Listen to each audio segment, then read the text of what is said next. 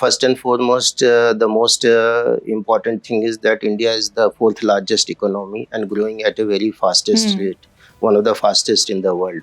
And our GDP is almost around 4 trillion US dollars. So it is expected that in a couple of years we will be the third largest economy. Suppose I'll give you an example. Suppose I invest into equity mutual fund scheme, and I think that within a month or within a quarter I will take out the fund, whatever fund has been allocated by me, given by me, then it is going to be a very risky proposition.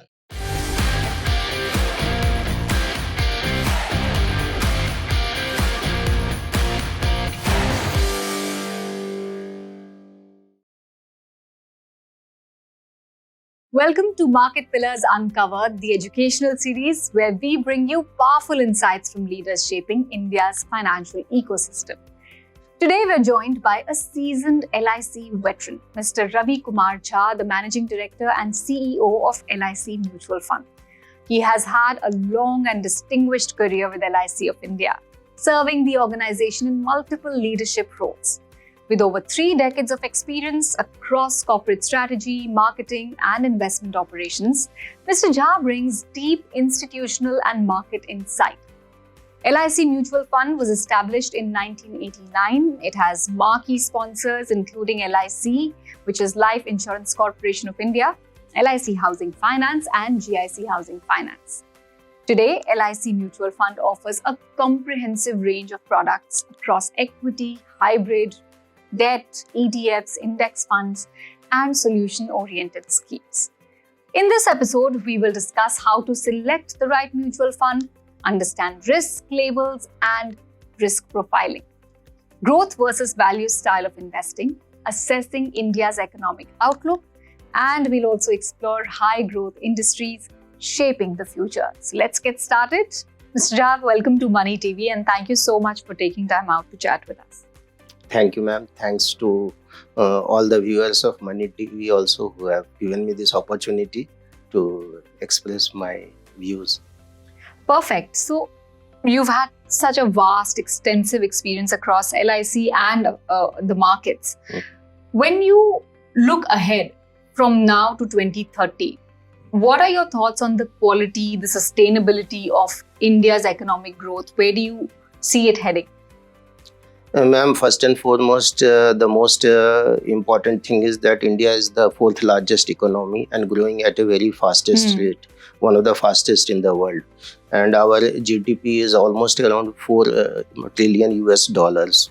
So it is expected that in a couple of years we will be the third largest economy, and our GDP will also grow to more than 7 trillion US dollars. So this is the expectation that the Indian economy and we are all having as Indian citizens, and we expect that this will be primarily driven by different initiatives that the government has taken. Many structural reforms have been taken by the government of India, like in exemption, the raising the income tax exemption, GST 2.0. Then many other initiatives have been taken to increase the manufacturing segment to a large extent. Not only that, infrastructure is one of the biggest push of the government, and that is really helping the economy and the people from B30, B20 cities also to come to the metro cities for employment, etc. So there are a lot of changes, and then coupled with that, the digitalization, it has gained a lot of pace. So all this there is very good chance of India not only scaling to the third largest economy, but in times to come, if we are in the path of progress as envisaged by the government and the Viksit Bharat ka jo goal hai, we are sure that we should be climbing to one of the topmost country as far as economy. So given that the indicators are looking so strong, which macro or policy factors do you think will matter the most when it comes to converting this strength and this pace of growth and wealth creation into real households? See, it is difficult to pinpoint one particular sector because there are many sectors which we are saying that there is a growth and lot of pushing is there. Lot of reforms are also going on. And like a few days earlier, only in insurance, only 100% FDI has been allowed. And in nuclear energy sector also, private sector participation is going to be allowed very soon. So there are certain sectors, manufacturing particularly, I feel that it is around 17-18% of the total. It should jump to more than double in couple of years. This will give lot of push to the growth of the economy. This is one thing, because services is above 50%. There may be a balancing out, and manufacturing, if it picks up, and we see there is a competition among states also. There used to be 1 or 2 states who were getting all the positive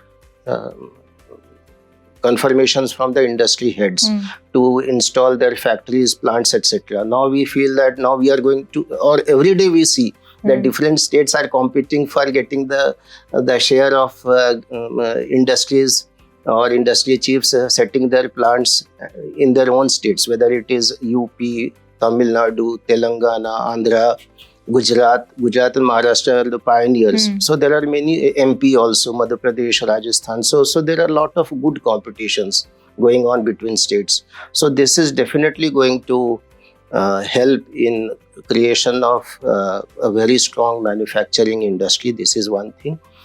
Secondly, discretionary spending is also going up. Earlier, if you will talk to the figures which were say around 20-25 years, out of 100 rupees we were spending only 13 rupees for discretionary spending. But nowadays the current trend is that almost 45 rupees out of 100 is spent on discretionary. So this is one segment of the consumption, or from the electronics or automobile segment, which is taking lot of interest and a lot of support from the Indian public. Indians are going for discretionary consumption premium products. So this is the second thing which is going to help the economy and help the industries also to establish their factories, etc., and go for more premium products for the industry. And finally, financialization is very, very key.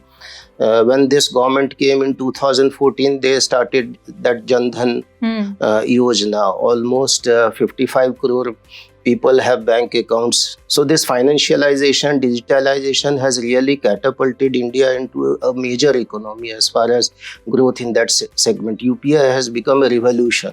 So that is, and not only that, the kind of, we see from our experience, हमारे घर का भी देखिए, now hardly my wife or my son or daughter-in-law, they go for purchase of grocery or any item from the physical stores. Almost majority of purchases are happening through various apps which are, so this UPI, this apps has resulted into lot of positive changes towards ease of operation of digitalization, online shopping, etc. And I'll tell you, India is now the second largest user of digitalization and apps. If China is number one with more than 900 million population, India is second with 350 million people who are using. So this is a big change which has happened during the last 4 or 5 years, particularly after COVID. So these things, I feel that they are going to make lot of positive changes, and it is going to strongly build up the objective. Got it. But yours is also a part of that financial system. Industry, yes. Everybody, almost every household LIC name is familiar, common. But let's talk about LIC's AMC business, the mutual fund. Yes. What are some of your core offerings at the moment, and any key milestones that you'd like to share with our viewers? Ma'am, there are several. In fact, our vision is very strong and powerful, given by our seniors. It is to be a trusted partner in wealth creation and a mutual fund of choice. So with this vision, all of us, the entire 450 team of our LIC mutual fund, we are geared up to increase our AUM. First and most primary segment is that AUM has to be scaled to a respectable figure. So we are working to that goal, and we are foreseeing that we should achieve at least 1 lakh crores of AUM by 2026. ये हमारा लक्ष्य है. And we have grown also in last 2-3 years since I have been posted there. We have grown almost 3 times, from 16,500 crores to 46,000 crores, more than 46,216 crores till today. So this is one segment that we are aiming that we should increase our AUM, and keeping in mind the vision which has been emphasized for LIC mutual fund, so that we can not only offer the best of products to the investors, but they should also realize their financial goals. तो ये इसके साथ साथ मैं बताना चाहूँगा to all your viewers that in 2023 we had merged IDBI mutual fund with us. At that time our number of products were limited. But when we merged IDBI mutual fund, thankfully we got 20 products. So 10 products were the products which we were not having in our stable, so that were carried forward with our name, and another 10 products were merged with the existing products of LIC mutual fund. तो उस समय जो था और आज के date में we are now having 42 products in totality, out of which 16 are equity funds, 6 are hybrid funds, 10 passive fund is there. There are 9 debt funds and 1 solution oriented children's fund. So this is a milestone for us that we merged IDBI mutual fund, and we got good AUM also, and subsequently we have been able to grow the funds of each of the schemes which came from IDBI mutual fund segment. तो ये दूसरा चीज़ है. तीसरा जो है मैं आपसे कहना चाहूँगा, last year on 16th of October 24 we had launched Pocket SIP, which means that daily SIP can be started with 100 rupees, monthly with 200 rupees, and quarterly with 1000 rupees. And for a daily SIP 100 rupees is a very low amount. अगर month में NAV Monday to Friday आता है, then hardly 2000 or 2100 rupees will be deducted. And I'm extremely glad to say that till today we have got 1,50,000 these pocket SIPs, जिसका ticket value 100, 120, 150 rupees, 200 rupees, small ticket value. And this clearly signifies that there is a large chunk of investors who want to invest or be part of the mutual fund industry. Somehow they were having that mental barrier कि mutual fund is a investment for rich people. जिनके पास ज़्यादा पैसा है, they will be investing. Now they are also coming to know through various means of communication that if I am having low income also, still with 100 rupees daily SIP or 200 rupees monthly, I can start an SIP, and over a period of time it will help me to compound. तो ये मुझे लग रहा है कि Pocket SIP, the sachetization of mutual fund investment will definitely help us and give us lot of positivity, also lot of growth in our unique PAN numbers. Fresh investors will come to us. This is what we believe, being LIC brand. And the fourth thing which we have done is we were having initially less number of branches. हमारे कम थे branches, around 36 थे जब मैंने join किया है, और अभी आज के डेट में we have recently opened our 50th branch.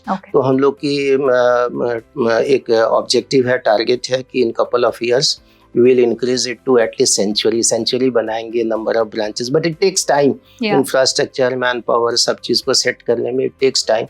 So in couple of years we have thought of that we'll rise to 100 branches, and it is required also. हम लोगों का अपना personal experience है. We have seen that though digital is becoming powerful, but people look for physical branches. They want to come to our branch. They want to set our sales team. know the schemes, etc. Or if they have any servicing concerns, they can seek help from our branch officials. तो ये एक बहुत मुझे लगता है this is also a milestone for us that we have crossed 50. हमने 50 का बनाया है and then we are sure that in couple of years we'll reach 100. और finally ना digitalization भी हम लोग थोड़ा पीछे थे initially. हम लोग के पास apps अपने नहीं थे. We were banking upon other apps of other aggregators to give. Now we have our own app. Investor app, LICMF Investor app is also there, and for distributors जो हमारे LIC agent और MFDs हैं उनके लिए we have got partner app, and it is available on both the platforms. Okay. Android पे भी है, iOS पे भी है. So a lot of innovation and initiatives taking place. Yeah. Perfect. You know, you just talked about how many funds LIC now has in its stable, but if we look at the bigger market itself, the mutual fund industry offers hundreds and thousands of mutual funds, and as a retail investor, it gets a bit daunting to understand where to start, what to pick. So what would your advice be to an investor, how to pick the right mutual fund for their suitability, their appetite, their budget as well? Because there is equity versus debt, there's active versus passive, there's market cap, themes, there's so much out there. So it could get overwhelming. How to get started, what to look for? See, very good question, I'll tell you, because it is a concern. For all those investors who want to invest on their own, because there are not one or two schemes or 50, 100 schemes. Altogether, there are more than 1,800, 1,900 schemes in the entire industry and among all the AMCs. So my request is that to all the investors will be that if you have a family friend or a distributor or an LIC agent, उनको जरूर involve करिए. They will be helping you to calibrate and curate schemes depending upon your financial condition, etc., your time horizon, your ability, capability, and all those things. They will help you to curate a few schemes which will be then good for your achievement of the financial objectives or life plans, whatever goals you have kept. तो ये बहुत जरूरी है. And I'll tell you, in our case also LIC mutual fund, the percentage of distributor share, MFD share, was hardly 48% when I had joined in April 23. But now we are extremely happy to share that we have focused that we will take help of investors, of MFDs, distributors, LIC agents, and our percentage share has also risen to more than 70%. And we feel very, very strongly that a distributor or an LIC agent is an extremely important mentor, a guide to properly curate the funds which are to be taken by that family, and help him to achieve his financial goals or life goals. Perfect. Just to take this a little bit forward about retail investors finding the jargons and the sheer volume of funds. a bit overwhelming. Now there is a riskometer given. Right. Whether it's an NFO or an existing fund, when you see the fact sheet or when you open the website, you see a riskometer at the end or at one part of the... at the advertisement. Exactly. So now, how should an investor correctly interpret this? It looks, of course, visually from red to amber to green. Now there are different levels. Now how to interpret this in terms of possible volatility and risk involved? My take to or my guidance to all the investors will be that riskometer has been prepared with an objective that color spectrum has been put, as you have rightly pointed out, instead of any percentage or any benchmarking, anything which would have been very, very complex. And as rightly said by you, that the color spectrum has been from dark green to dark red. ठीक है ना? And we all know from our experience also that green means a stable, a less volatile fund should be. And red means it would be extremely volatile, and there may be ups and downs also. Significant ups and downs will also be there. So SEBI has done an excellent job to make it simplify for the end investor. and he should not be worried about the percentage or the parameter what are included there, but he should look into these color combinations and color code which is there in that particular fund, and simply understand that green means it is a less volatile product. If I'll invest, it will be less volatile. Maybe the returns will also be moderate only. But if I'll go to the red, from amber to red, it means that volatility will be little higher or much higher. But it will also give an indication. It also gives an indication that the returns will also be higher. So having said that, I will also tell all the investors, distributors who are part of this conversation that they need not to worry about risk benchmarking because risk primarily comes from investment and the duration of investment primarily. Suppose I'll give you an example. Suppose I invest into equity mutual fund scheme, and I think that within a month or within a quarter, I will take out the fund, whatever fund has been allocated by me, given by me, then it is going to be a very risky proposition. On the same place, alternatively, if I think that I have invested today and I will remain invested for 5 years, 7 years, 10, 12 years, then there is absolutely no risk in that kind of investment. So that is what my humble request to all the viewers will be, that please do not consider about the risk benchmarking or the risk spectrum, the riskometer which is given in the fund. Try to remain invested in the fund if you want to invest for a fairly good duration of your time horizon, because that will give lot of stability also, and it will remove the risk element, and you will be able to fulfill your life goals. You know, there's another very often asked question or a bit of a doubt that investors have is between growth-oriented funds and value-oriented style of investing.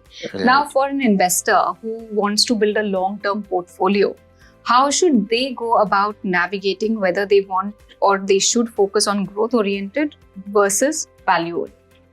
See, growth and value investment, they are two different subjects of investment fundamentals. Value investing means the fund management team has to select companies who are sound in fundamentals and they are undervalued presently. And they have also to take care of certain important ratios which are low in nature, like a low price to earnings, low price to book, or high dividend yield. So these are some of the important critical factors. Beside examining the fundamentals or the financials of the company, they have to keep on studying that. Whereas in the case of growth stocks, similarly, the fund management team, they keep on looking for high growth companies, or companies those whose average earnings are better than the other peer companies, and therefore their take is just opposite of the value. They will look for above average price to earning, price to book, or low dividend yield. Such companies they will be looking for. And but having said that, this is not so easy, because the challenge of selecting a company or identifying a company is complex also. So many a times this fund management team, because of their professional skills, they try to identify company who will be having earnings better than the average, and there is also some value to be created in future through purchase of that stocks, wherein the margin of safety is there. कुछ margin of safety होनी चाहिए. The price should be little bit undervalued, लेकिन at the same time the average earning of growth should be high. तो ये सब मैं आपसे कहना चाहूँगा. This is for fund management team to assess. And they keep a balance of this, so that proper stocks are chosen. So you're saying a blended approach Blended works approach best. is, they do this blending approach, and they try to create wealth for the investors who may be investing through various modes. Now, coming to the end investor, what I will request that for an investor, he should not be worried about growth style of investment or value style of investment or high returns. All those things are not required to be done. He has to first and foremost, it is very, very important that he should have to finalize his life goals, his investment goals, his financial objectives. क्या है उसकी financial objective, कितने समय, and what is the time horizon, and then he has to keep patience for that, because I'll share to all your viewers, In War and Peace, जो Leo Tolstoy की book है ना, उसमें बहुत ही अच्छा उन्होंने लिखा हुआ है. There is an observation by Leo Tolstoy, the strongest of warrior are two, time and patience. तो दो ही has said about for military purposes, but अगर हम इकोनॉमिक्स में उसको इम्प्लीमेंट करेंगे तो this is a brilliant observation, that a person should have time and patience, because that will keep his financial stability, the emotional content also satiated, and he will not keep on changing funds. क्योंकि funds बार बार आप change करेंगे, exit करेंगे, pause करेंगे, that will not lead you to create the wealth. So we tell all our investors that instead of looking to markets in two sense, like one is a bull market or another is a bear market or extreme volatility, which we are seeing from the last 1 year. We try to guide our investors, those who come to us or through, that there are, instead of looking to markets as a function of these two characteristics, bull market or bear market, extreme volatility, etc., you should always think of 2 years of investment. 1 year will be when your scheme will generate good returns. This is 1 year. And the alternate year will be when you will be getting allotted more number of units. So you should consider these two factors only, because over a period of 10-20 years, this will play for that compounding effect in times to come. So this is very, very important that we try to guide our investors, that instead of finding out which is the highest return product, and we all know from our experience that no product can remain, no scheme can remain the top performer for an indefinite time, because stock market, the nature is such that the funds will also keep on going up and down on regular basis. So instead of focusing that, one should focus on process centric, which is very, very important, because process centric will help him or her to select funds according to his or her life goals, along with the time horizon. And in times of extreme volatility or noise in the stock market, it will help that person, that individual, to have an emotional stability and keep on investing to get benefit of both the sides, that more number of units, which will help in rupee cost averaging. It will yield into better compounding of your funds in that particular folio also, and it will lead at some point of time, at 10 years, 15 years, whatever the duration a person has selected, to realize the objective for that particular purpose. You know, just to sort of bring it all together, you have spent a significant amount of time at LIC and now at LIC Mutual Fund as well. What has really shaped the way you think, you invest? I mean, are there any pivotal milestone events that you would like to tell us about that has shaped you as a leader and as an investor? See, my experience of last 30, I have completed 36 years just recently in LIC and LIC Group Company, LIC Mutual Fund altogether. So my experience, the plain and simple experience has been that we must invest. जब मैंने 89 में LIC join किया था, उसमें mutual fund का कोई ऐसा नहीं था. I had taken small LIC policies. This is what I wanted to tell all your viewers. मतलब 50,000 sum assured का मैंने पॉलिसी लिया था सैलरी सेविंग से. And I'll tell you, in 2007 I had the sacred thread ceremony of my son.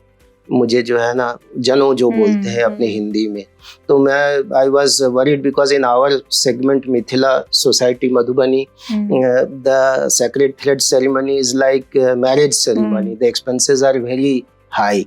So I was worried, but fortunately, since I had taken LIC policies of small denominations of 50,000, 1 lakh of sum assured only, premium was hardly salary saving 200, 150, 300 rupees. But at that point of time, a few policies matured, I could take loan and I could do that ceremony in an excellent manner. I mean, all the relatives, everyone were very, very happy. And the worry, the financial stress which I was having was complete later on when I thought about that I was able to cross that financial stress in a very nice manner. So my request to all the investors will be, don't be concerned about what you are investing. Even if you are having 100 rupees, you must save 10 rupees, 5 rupees, 10 rupees of your earnings, because that will simply lead to a good corpus after 5, 10 years, 20 years of time. You will yourself find that a very good corpus has been created, and which will lead you to ward off the financial stress or other difficulties or any time any unplanned exigencies also in a very, very comfortable manner. So मेरा simple advice है that people should invest, they should not worry. There are a lot of good opportunities now. अब आज के समय में mutual fund is there, which is very, very powerful, very good, balanced, and good returns can be generated. They should take advantage of this. They should also take LIC policy. They should also take Mediclaim, so that they are holistically covered in all respects. And whenever any times of emergency or crisis comes up, they are able to face the vagaries in a excellent manner, good manner. Great. Thank you so much for sharing your wisdom and your insights with us and our viewers. It was great talking to you. Thank you. Thanks, man. Thanks to all the viewers. That's all for this episode of Market Pillars Uncovered. Don't forget to like, share and subscribe to Money TV for more insightful conversations with India's leading market voices. Until next time, invest smart and stay informed.